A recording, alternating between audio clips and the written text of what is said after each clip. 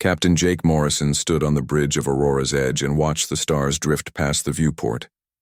His ship moved through empty space far from any known trade routes or settlements. The year was 2387, and humans had been alone in the galaxy. For 30 long years, the bridge crew worked quietly at their stations. Chief Engineer Lisa Campbell checked power readings on her console, while Navigation Officer Danny Rodriguez plotted their course to the next system. Medical Officer Dr. Susan Phillips reviewed crew health reports at her workstation. They had been together for 8 years now, and worked like a well-oiled machine. Morrison remembered when things were different. He had been just a young officer, when humans were still part of the Galactic Council. Back then, human ships traveled freely through Council space, and human diplomats worked alongside alien representatives to keep peace in the galaxy. Those days seemed like a dream now. The Galactic Council had 7 major species. The Valens could read minds and often served as judges in disputes. The Cathera looked like giant insects, but were brilliant engineers. The Nerions lived in water and were known for their wisdom. The Zephirites were made of living crystal and could process information faster than any computer. The Verdani resembled walking trees and grew the best food in the galaxy. The Luminos were beings of pure energy who could travel at the speed of light. The Draknari were fierce warriors who kept order in dangerous sectors. Humans had found their place among these species as mediators and peacekeepers. They could adapt to any situation and find common ground between very different cultures. For over a century, humans helped settle disputes and prevent wars. Every species respected human judgment and fairness. Then came the Outer Rim crisis, and everything changed. Morrison still remembered Admiral Kevin Harper, who had led the Joint Council fleet to defend New Geneva. The colony world was home to 3 million humans and had been under attack by raiders for weeks. The Council had voted to send a rescue mission, and Harper was chosen to command it. New Geneva sat at the edge of Council space where lawless groups often struck at peaceful settlements. The raiders had better weapons than usual and seemed to know exactly where to hit the colony's defenses. Harper arrived with ships from multiple Council species ready to drive off the attackers. What happened next had been debated for 30 years. The official Council record stated that Harper had ordered attacks on civilian targets during the battle. They claimed human forces had bombed hospitals and schools while chasing the raiders. Video evidence showed human ships firing on refugee camps and destroying evacuation transports. The evidence looked real and damning. Council investigators found proof that Harper had given illegal orders to his human captains.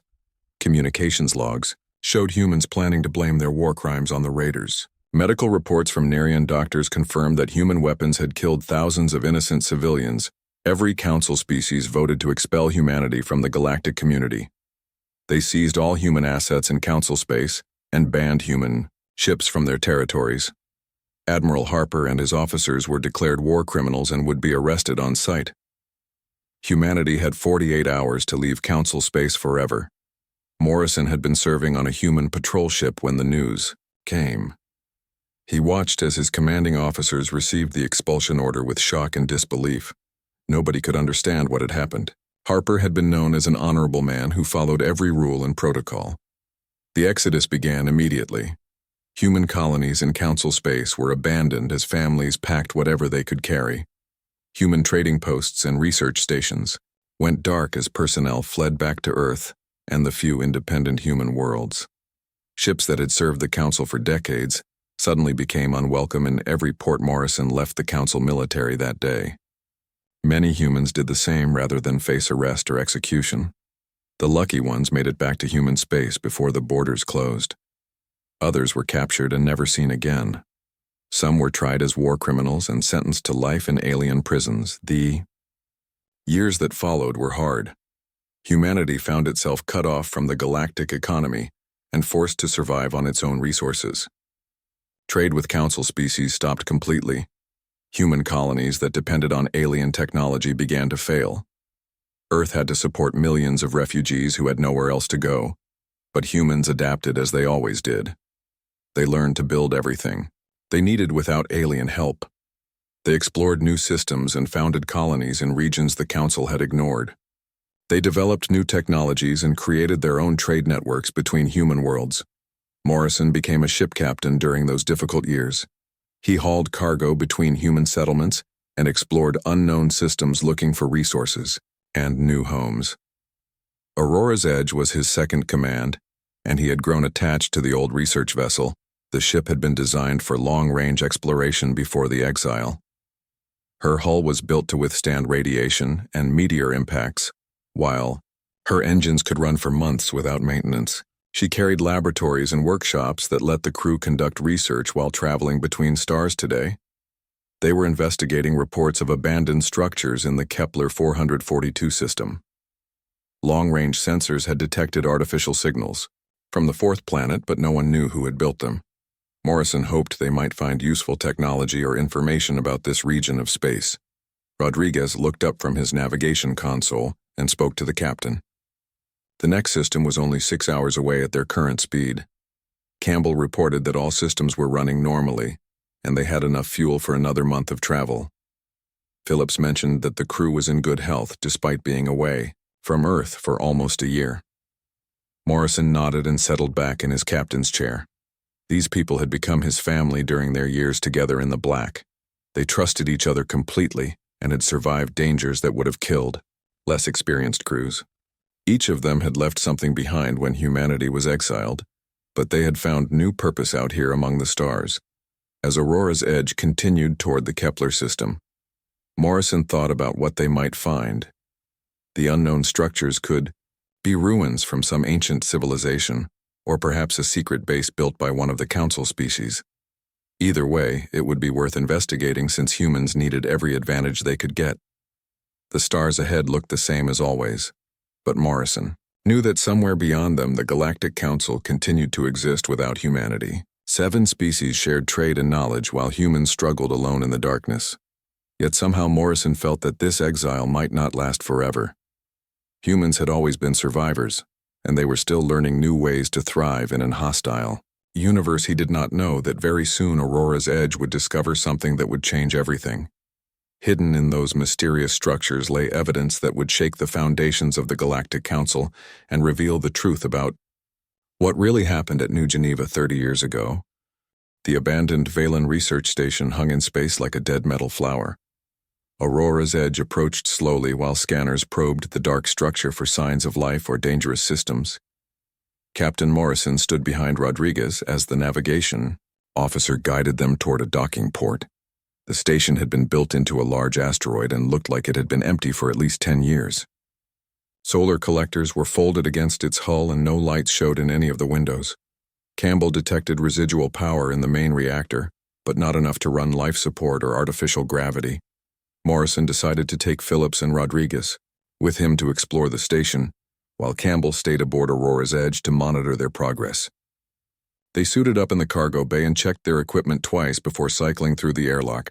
The docking port accepted their ship's coupling system without any problems. Morrison led the way through the station's airlock and into a corridor lined with Valen script. Emergency lighting cast red shadows on the walls as their boots echoed in the thin atmosphere. Violins built their stations to accommodate their tall, thin bodies and telepathic abilities. The corridors were wider than human designs and the walls contained crystals that had once amplified psychic communication between different sections. Now the crystals were dark and silent. They found the main laboratory after 20 minutes of searching. Banks of computers surrounded a central workspace where Valen scientists had once conducted their research. Phillips connected her portable scanner to the main data core and began downloading whatever files remained intact. Rodriguez explored the living quarters, while Morrison examined the station's logs. The timestamp showed that the facility had been abandoned suddenly about 8 years ago. Personal belongings were left behind, and meals remained half-finished in the dining area. Phillips called out that she had found something important. Her scanner had recovered several encrypted files from the data core, including communications between this station and other locations. The encryption was Valen military grade, but she thought her computer could break it given enough time. They returned to Aurora's Edge with their findings, and Phillips immediately began working on the encrypted files. Morrison sent coded messages to other human ships asking if they had found similar abandoned facilities. He was careful to use channels that the Council could not monitor. 2 days later, Phillips announced that she had cracked the encryption. What she found made Morrison's blood run cold. The files contained communications between High Chancellor Zethar of the Valens and other council leaders discussing something called Project Isolation. The messages were dated from 35 years ago, 5 years before the New Geneva incident. They discussed humanity's growing influence in council affairs and how human diplomats were making traditional power structures unstable. Zethar worried that humans were becoming too successful at resolving disputes peacefully. One file contained a detailed plan to frame humans for war crimes during their next military operation. Council intelligence had identified the raiders attacking New Geneva and made secret contact with their leaders. The raiders would be paid to use specific weapons and attack patterns that would make it easy to blame human forces for civilian casualties. Another message showed that the evidence against Admiral Harper had been completely fabricated. Video recordings were created using advanced computer graphics while communication logs were generated by artificial intelligence programs. Nereon doctors were bribed to falsify medical reports about the weapons used in the attacks. Morrison felt sick as he read more details about the conspiracy. Every piece of evidence that led to humanity's exile had been planned years in advance. The Council had sacrificed 3 million innocent people on New Geneva just to get rid of human influence in galactic politics. Phillips discovered that copies of these files had been sent to research stations throughout the galaxy. The Valens had wanted backup records in case something happened to their primary archives. Morrison realized that there might be other stations with similar evidence waiting to be found. He immediately sent messages to every human ship captain he knew, asking them to search for abandoned alien facilities. Within a week, responses began, arriving from across human space. Commander Rachel Stone reported finding Kythera military logs that confirmed the conspiracy. Captain Ben Matthews discovered Draknari tactical assessments that showed how the frame-up had been planned. The evidence was overwhelming, but Morrison knew they needed more proof before they could act. The Council would claim that any files found on abandoned stations had been planted by humans seeking revenge. They needed evidence that could not be dismissed or ignored. Campbell had been working on another project while Phillips decoded the files. She revealed that human engineers throughout the galaxy had been secretly communicating using quantum entanglement networks that the Council could not detect. The technology had been developed during the early years of exile when humans needed secure ways to coordinate between scattered colonies. These hidden networks carried more than just messages. Human scientists had been sharing research and discoveries for 3 decades without Council oversight. Cut off from alien technology, humans had been forced to innovate and had made breakthroughs that surpassed anything the Council possessed. Campbell showed Morrison schematics for new types of spacecraft that could phase through solid matter or generate adaptive shielding. Human weapons designers had created energy systems that could turn an enemy's own firepower against them. Medical researchers had developed treatments that worked on multiple species, including ones the Council thought were impossible to heal. The isolation that was meant to weaken humanity had actually made them stronger. Without access to alien technology, humans had been forced to think in new ways and solve problems that had stumped galactic civilization for centuries. They had turned their exile into an opportunity for rapid advancement. Rodriguez reported that his sensor networks were detecting increased Council patrol activity near human territories. Scout ships from multiple species were mapping human colonies and trade routes. It looked like the Council was preparing for some kind of major operation. Morrison realized that time was running out. The Council leadership knew that their conspiracy would eventually be discovered and were probably planning to eliminate the evidence by destroying humanity completely. They had done it once with New Geneva and would not hesitate to do it again on a larger scale. He sent urgent messages to Earth and the major human colonies warning them about the increased Council activity. President Maria Santos responded immediately, asking for all available evidence of the conspiracy. General Patrick O'Brien wanted to know if human defenses were ready for a major attack. Morrison learned that humanity had been preparing for this possibility for years. Hidden shipyards in remote asteroid fields had been constructing warships using the new technologies developed during exile. Research stations and empty systems had been testing weapons and defenses that the Council had never encountered. The truth about New Geneva would soon be revealed to the galaxy, but Morrison knew that the Council would not accept exposure quietly. High Chancellor Zethar and his allies would fight to protect their secret, even if it meant starting a war that could destroy both sides. As Aurora's Edge continued its mission to gather evidence, Morrison felt a mixture of anticipation and dread. Humanity was finally ready to seek justice for the crimes committed against them 30 years ago. But that justice might come at a terrible price that would reshape the galaxy forever. The abandoned station fell behind them as they headed toward their next destination. Somewhere ahead lay more secrets waiting to be uncovered and more proof of the conspiracy that had changed human history. Morrison only hoped they would have enough time to gather all the evidence before the Council decided that humanity's exile should become humanity's extinction. Dr. Aquelius swam through the crystal-clear waters of the Nerian homeworld's greatest library. Her blue-scaled body moved gracefully between the floating data crystals that contained thousands of years of galactic history. As a young researcher, she had access to archives that most Nerians never saw. She had been studying the human exile for her doctoral thesis on interspecies relations. The official records painted humans as aggressive warmongers who had committed terrible crimes at New Geneva. But something about the story bothered her scientific mind. The timeline seemed wrong. Admiral Harper had been known throughout the galaxy as an honorable commander who followed every regulation precisely. His service record showed decades of successful peacekeeping missions where he had gone out of his way to protect civilians. Yet the Council wanted her to believe he had suddenly become a war criminal. Aquelia accessed the medical files from New Geneva and found inconsistencies that no one else had noticed. The weapon signatures did not match any human technology in the galactic database. The injury patterns were wrong for the type of energy weapons humans used in their ships. Most disturbing was that some victims showed signs of being killed hours before the battle even began. She cross-referenced the evidence with older conflicts and found similar patterns. The same weapon signatures had appeared during raids by unknown forces in 3 other systems over the past 40 years. Each time the attacks were blamed on different species and those species faced economic sanctions or political isolation from the Council. On the Verdani forest world of Sylvanas, young diplomat Thorn grew troubled as he studied trade agreements between species. His people valued fairness and equal treatment, but the current Council policies seemed designed to benefit only the oldest and most powerful members. Thorn discovered that before the human exile, galactic trade had been much more balanced. Humans had negotiated deals that gave smaller species access to advanced technologies and lucrative shipping routes.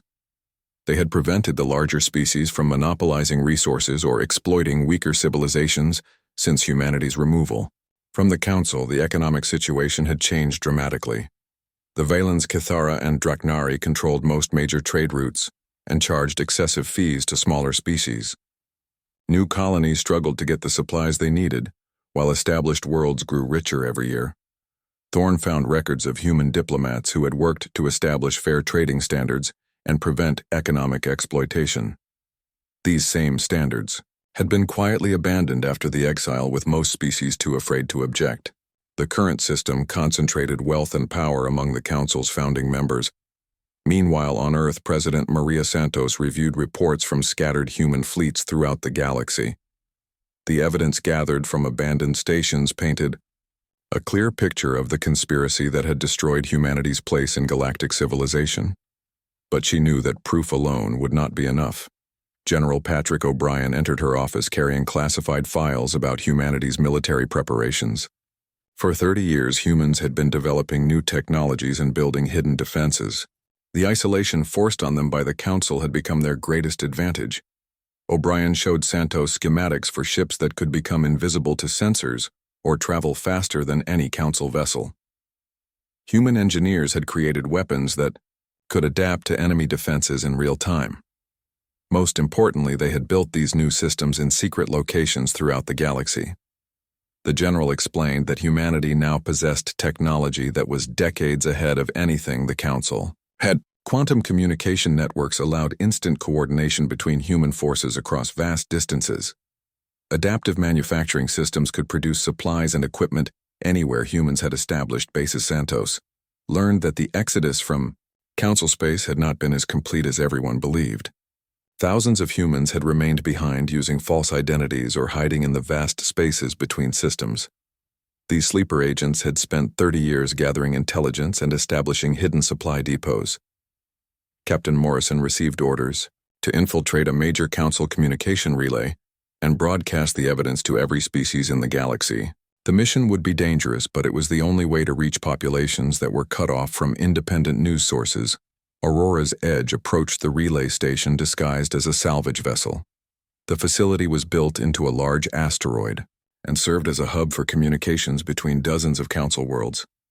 Phillips had created fake identification codes that would get them past the automated security systems. Rodriguez guided their ship to a maintenance docking port, while Campbell prepared the broadcast equipment. They had compiled hours of evidence, including the original conspiracy files, communications between Council leaders, and proof that the New Geneva massacre had been planned in advance. The relay station had minimal crew since most operations were automated. Morrison and his team moved through the facility wearing maintenance uniforms and carrying tools that concealed their real equipment. They reached the main transmission array without encountering any guards. Phillips connected their broadcast system to the relay's quantum transmitters, while Campbell rerouted power from the station's reactor. In 30 seconds, they would be able to send their message to every world in Council space simultaneously. The transmission would be impossible to stop or block once it began. Morrison activated the broadcast and watched as terabytes of evidence flowed through the Galactic communication network. Video files showing Council leaders planning humanity's exile spread to billions of receivers across hundreds of worlds. Audio recordings of High Chancellor Zethar discussing the false flag operation reached every major population center. The reaction was immediate and explosive.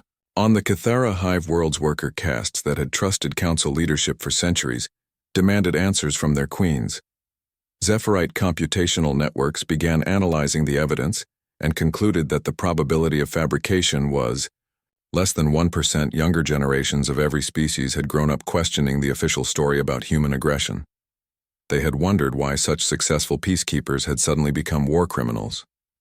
The broadcast gave them proof that their suspicions had been correct. Riots began on several Council worlds as populations learned that their governments had been lying to them for 30 years. The luminous energy beings threatened to withdraw from the Council entirely, unless the conspiracy was fully investigated. 3 Verdani colony worlds declared independence and asked for human protection. High Chancellor Zethar called an emergency Council session to address what he called human terrorist propaganda. He claimed that the evidence had been fabricated by human intelligence services seeking to undermine galactic stability. The other Council leaders supported him publicly, while privately beginning to panic. Zethar convinced the Council that humanity's technological advancement during their exile proved they were planning revenge for their expulsion. He argued that humans had used the past 30 years to build weapons of mass destruction and were now preparing to attack innocent Council worlds. The vote was close, but the Council approved a preemptive military strike against all human territories. They would claim it was necessary self-defense against an imminent human invasion. The operation would begin within days and would not stop until every human colony had been destroyed. On Earth, President Santos received intelligence reports about the Council's military preparations. Fleets from all 7 species were gathering at staging areas near human space. The force was large enough to destroy every human world if they used conventional tactics and technology. General O'Brien smiled as he reviewed the enemy fleet dispositions. The Council was preparing to fight the same humans they had exiled 30 years ago. They had no idea what humanity had become during the decades of isolation and hardship. Santos authorized the activation of all hidden military assets throughout the galaxy. Ships that had been disguised as cargo vessels revealed their true nature as advanced warships. Space stations that appeared to be mining platforms deployed weapons that could destroy entire fleets. The time for hiding was over. Humanity would finally face their accusers in open battle, and the galaxy would learn what happened when you betrayed a species that never forgot and never forgave. The Council had made their choice, and now they would face the consequences of their 30-year-old crime. The Council attack fleet emerged from hyperspace expecting to face outdated human defenses and primitive weapons. Admiral Kethvar of the Draknari commanded 300 warships from 7 different species. Intelligence reports suggested that humans had spent their exile building mining colonies and cargo vessels with minimal military capability. The first target was Kepler Station, orbiting a gas giant on the edge of human space. Long-range sensors showed what appeared to be a small research facility with basic shields and no visible weapons. Admiral Kethvar ordered his lead squadrons to destroy it quickly and move on to larger targets. Captain Sarah Jenkins watched the approaching Council fleet from the bridge of New Horizon. Her ship looked like an ordinary cargo hauler, but hidden beneath its hull lay the most advanced technology humanity had ever created. She had been waiting 30 years for this moment. The Draknari cruisers opened fire with plasma cannons that should have vaporized any human vessel. Instead, their energy beams struck New Horizon's adaptive shielding and were reflected back at their own ships. The lead cruiser exploded as its own weapons tore through its armor. Jenkins activated her ship's true systems, and New Horizon transformed from a cargo hauler into something the galaxy had never seen. Weapon ports opened along its hull, revealing energy projectors that could tear holes in space-time itself. The disguised human ship began hunting the Council fleet. Like a predator, stalking prey, Admiral Tony Clark commanded a squadron of ships that the Council sensors could not even detect. His vessels used phase-shifting technology that let them exist slightly outside normal space. They could pass through solid matter, including enemy hulls and shields. Clark's ships materialized inside the Council formation and began attacking from within. Kythera battleships found their reactor cores sabotaged by enemies who had walked through their armor like ghosts. Narration cruisers lost life support as human boarding parties appeared in their most protected sections. The Battle of Kepler Station lasted only 4 hours, but it changed everything. When the shooting stopped, 2/3 of the Council attack fleet had been destroyed or captured. The survivors fled back to their staging areas carrying reports of impossible human technology. Admiral Kethvar found himself a prisoner aboard New Horizon, facing Captain Jenkins in what had once been a cargo hold. She explained that humans had spent 30 years preparing for this moment. Every resource had been directed toward developing weapons and defenses that could defeat any Council force. Jenkins showed him holographic displays of human military strength. Hidden shipyards throughout the galaxy had produced thousands of advanced warships. Asteroid bases contained weapons that could destroy entire planets. Most importantly, humanity now had allies among the younger generations of every Council species. The battle reports reached the Council chambers within hours and threw the leadership into panic. High Chancellor Zethar had promised an easy victory against a technologically inferior enemy. Instead, humanity had revealed capabilities that made them the most dangerous force in the galaxy. Dr. Aqualia and her fellow Narration researchers published their analysis of the new Geneva evidence on every available network. The proof of the Council's crimes spread faster than their censorship systems could contain it. Populations that had supported the war began demanding its immediate end. Thorn led a group of Verdani colonies in declaring neutrality and offering to mediate between humans and the Council. The Zephyrate collective consciousness calculated that continued warfare would result in the destruction of galactic civilization. Even some luminous energy beings began manifesting physically to protest the conflict. Captain Morrison received new orders to capture High Chancellor Zethar alive, along with the other conspiracy leaders. Aurora's Edge had been equipped with the latest stealth systems and could penetrate deep into Council territory without being detected. The mission required Morrison to infiltrate the heavily defended Valen homeworld and extract Zethar from his fortified compound.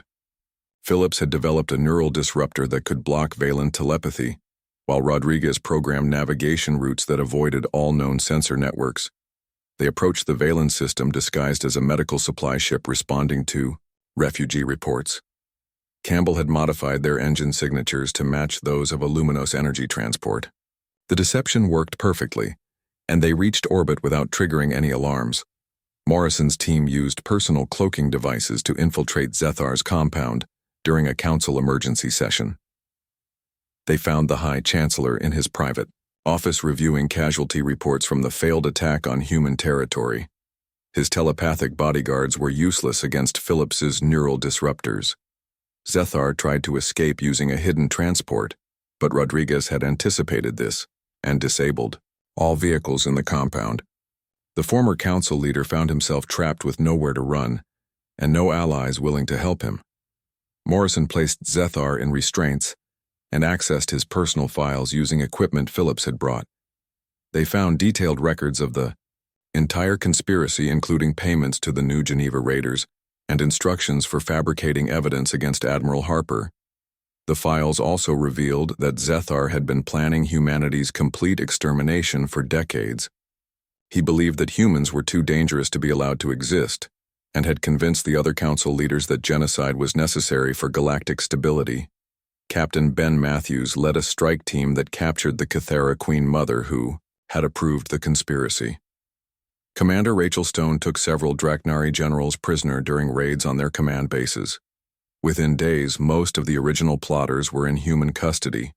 The evidence gathered from these captures painted a complete picture of the 30-year deception. Every aspect of humanity's exile had been carefully planned and executed by a small group of council leaders who feared losing their power. And influence, General O'Brien coordinated the final phase of human military operations. Council fleets that had gathered to attack human worlds found themselves surrounded by ships they could not detect or fight effectively. Most surrendered without firing a shot, rather than face certain destruction. The war was over before it had truly begun. Humanity's technological superiority was so overwhelming that continued resistance was pointless. The Council's military forces were designed to fight enemies using similar technology, not adversaries who could bend the laws of physics. President Santos addressed the galaxy from Earth, announcing that humanity sought justice, not revenge. The war crimes committed at New Geneva demanded accountability, but humans would not repeat the Council's mistakes by targeting innocent populations. She offered terms that shocked even her own military advisors. Full pardons for all Council species except those directly involved in the conspiracy. Reparations to be paid through technology sharing rather than resource extraction. A new galactic government based on transparency and equal representation. The proposal was more generous than anyone expected, but Santos understood that hatred only created more enemies. Humanity had won the war, but now they needed to win the peace if they wanted to prevent future conflicts. Admiral Harper's name was finally cleared when the truth about New Geneva was revealed to the galaxy. The man who had died in exile as a war criminal was posthumously honored as a hero who had tried to save lives. Memorial services were held on dozens of worlds as news of humanity's victory spread throughout the galaxy. Morrison felt a strange mixture of satisfaction and sadness. Justice had finally been served, but the cost had been enormous. Millions had died because of the Council's lies, and nothing could bring them back. The conspiracy was over, and the conspirators faced trial for their crimes. But Morrison knew that the real challenge was just beginning. Rebuilding trust between species would take generations, and there were no guarantees that future leaders would be any better than those they had replaced. The trials began 6 months after the war ended.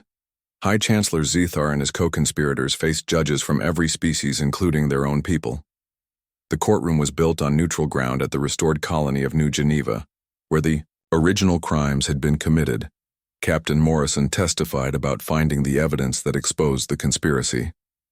Dr. Phillips presented her analysis of the fabricated data, while Rodriguez explained how they had traced the cover-up across multiple systems. The proof was overwhelming and undeniable. Zethar tried to claim that he had acted to protect galactic civilization from human aggression. He argued that humanity's rapid technological advancement during their exile proved they were planning conquest. His own species rejected these arguments and demanded he face full punishment for his crimes. The Valen people elected a young progressive leader named Mindara to replace Zethar as their representative. She apologized publicly for her predecessor's actions and promised that the Valens would make amends for their role in the conspiracy. Similar changes occurred throughout the former council species. The Kithara queens were replaced by worker councils that included input from all castes. The Draknari military leadership was purged and replaced with officers who valued peace over conquest. Even the energy beings called Luminos restructured their collective consciousness to prevent future deception. Dr. Aqualia became the new head of Narration External Relations and worked closely with President Santos to establish truth and reconciliation processes. They created joint commissions to investigate other historical injustices and ensure that similar conspiracies could never happen again.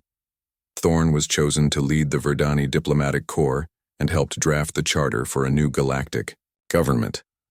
The document included protections for minority voices and requirements for transparent decision-making. Every major policy would be subject to review by independent oversight bodies. Captain Sarah Jenkins was promoted to admiral and tasked with integrating human technology with systems used by other species. Her team worked with former council scientists to develop ships and weapons that could be used for defense rather than conquest. The new starships combined human adaptive systems with alien engineering expertise.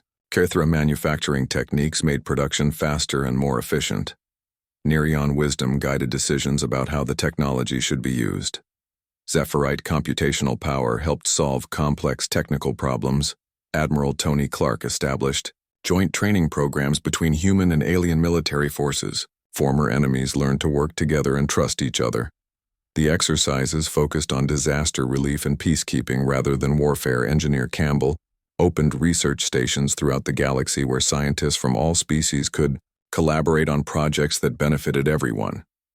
Medical advances developed during humanity's exile were shared freely with populations that needed them. Navigation Officer Rodriguez helped create new trade routes that connected previously isolated systems. The routes were designed to promote economic development in poorer regions, rather than concentrating wealth among established powers. Small colonies gained access to markets and technologies they had never seen before. Dr. Phillips led medical missions to worlds that had suffered during the 30 years of conflict and mistrust. Her teams treated diseases and injuries while training local doctors in advanced techniques. The work helped heal not just physical wounds, but also the psychological damage caused by decades of division. President Santos worked with the new Galactic Assembly to establish the principles that would govern interspecies relations. The new Galactic Accord was signed aboard Morrison's ship, which had been renamed Unity's Promise for the occasion. The ceremony brought together representatives from every known species, including some that had never participated in galactic politics before. Humans had reached out to isolated civilizations and offered them equal participation in the new government. Morrison stood on his ship's bridge and watched as delegates from dozens of worlds signed the historic document. The accord established rights and responsibilities for all species while creating mechanisms to prevent any single group from dominating others. The signing was broadcast throughout the galaxy and watched by billions of beings. Children from different species learned about the ceremony in schools that had been rebuilt to teach cooperation rather than competition. History books were rewritten to include the truth about past injustices. Captain Ben Matthews established memorial sites at locations where the conspiracy had caused suffering. New Geneva was rebuilt as a symbol of hope and reconciliation, with monuments honoring both human and alien victims of the crimes. Visitors from every species came to pay their respects and learn from the past. Commander Rachel Stone led efforts to locate and return artifacts that had been stolen during humanity's exile. Museums and cultural sites were restored while property rights were respected regardless of species. The work helped heal relationships that had been damaged by 30 years of mistrust. The most difficult challenge was dealing with populations that had been taught to fear and hate humans. Generations of propaganda could not be overcome quickly, and many beings remained suspicious of human motives. Morrison traveled to these worlds and met with local leaders to address their concerns. He shared his own experiences of loss and betrayal, while explaining that humans sought partnership rather than dominance. Progress was slow, but gradually trust began to develop. The former council leadership faced different fates, depending on their level of involvement in the conspiracy. Zethar and the other primary plotters were sentenced to life imprisonment on a remote world, where they could not influence galactic politics. Lesser accomplices faced shorter terms or community service requirements. Some species chose to pursue their own justice processes rather than relying on the galactic courts. The Draknari court-martialed officers who had participated in the frame-up. Cathara queens who had approved the conspiracy were stripped of their authority and exiled from the hive worlds. The trials served an important purpose beyond punishment. They established public records of what had happened and created legal precedents that would prevent similar crimes in the future. Truth and reconciliation became guiding principles for the new galactic civilization. 5 years after the war ended, Morrison received orders to explore regions beyond the galactic rim, where unknown species might exist. Unity's promise had been upgraded with the latest technology and carried a mixed crew of humans and aliens working together. His new navigation officer was a young Kythera named Click, who had learned human customs and humor. Chief Engineer Lisa Campbell worked alongside a Nerion named Reef, who brought centuries of experience with aquatic environments. Medical Officer Susan Phillips collaborated with a Verdani healer called Branch, who understood biological systems from a completely different perspective. The ship's mission was to make peaceful contact with whatever they found and invite new species to join the galactic community. They carried translators and cultural experts who could help establish communication with beings unlike anything they had encountered before. As Unity's promise departed Earth orbit, Morrison reflected on how much had changed since the dark days of humanity's exile. The galaxy was not perfect and probably never would be, but it was becoming a place where different species could work together toward common goals. Children who had grown up during the Reconstruction period knew no other reality than cooperation between species. They attended integrated schools and played games that required teamwork across cultural boundaries. Some had never seen the hatred and fear that had once divided the galaxy. The New Geneva colony had become one of the most prosperous worlds in human space. Its population included beings from dozens of species who had chosen to live together in harmony. The memorial sites served as reminders of past mistakes, while research facilities developed technologies for everyone's benefit. Morrison's crew discovered their first new species in a system at the edge of the galaxy. The beings were peaceful traders who had been watching galactic politics for centuries without making contact. They agreed to join the community after learning about the new principles of equality and cooperation. More discoveries followed as Unity's promise continued its mission. Each new species brought different perspectives and capabilities that enriched galactic civilization. The diversity that had once been seen as a source of conflict became a strength that benefited everyone. The ship returned to Earth after 2 years of exploration, carrying ambassadors from 12 previously unknown species. Their arrival was celebrated throughout the galaxy as proof that the new approach to interspecies relations was working. President Santos welcomed the new species during a ceremony at the United Nations building in New York.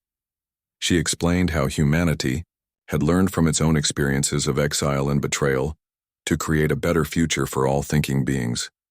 The ceremony concluded with the planting of a tree from each homeworld in a garden dedicated to galactic unity. Children from every species helped with the planting while their parents watched and hoped that future generations would never experience the conflicts that had once torn the galaxy apart. Morrison looked at the garden and remembered the abandoned Valen research station where this journey had begun.